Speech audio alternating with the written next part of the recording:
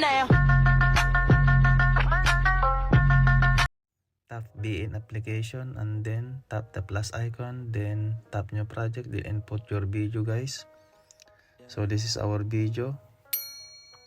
Please subscribe my second channel guys, thank you.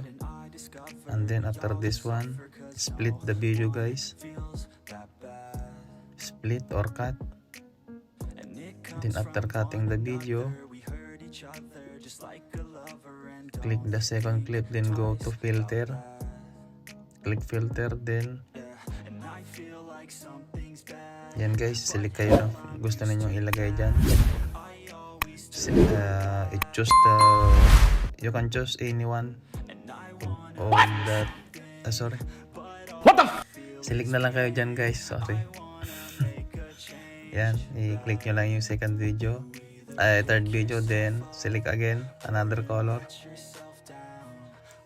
So guys, maraming salamat. Kung hindi pa kayo nakapag-subscribe, mag-subscribe na kayo. Don't forget to subscribe guys, or leave a comment in this video.